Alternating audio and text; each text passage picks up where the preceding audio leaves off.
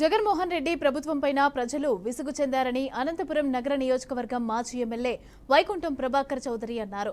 అందుకే ప్రజలు కూటమి అభ్యర్థులకు మద్దతు ఇస్తున్నారని చెప్పారు. అనంతపురం నగరంలోని రుద్రంపేట, చంద్రబాబు కొట్టాల కాలనీలో టీడీపీ అభ్యర్థి దగ్గుపాటి వెంకటప్రసాద్తో కలిసి ఎన్నికల ప్రచారం నిర్వహించారు.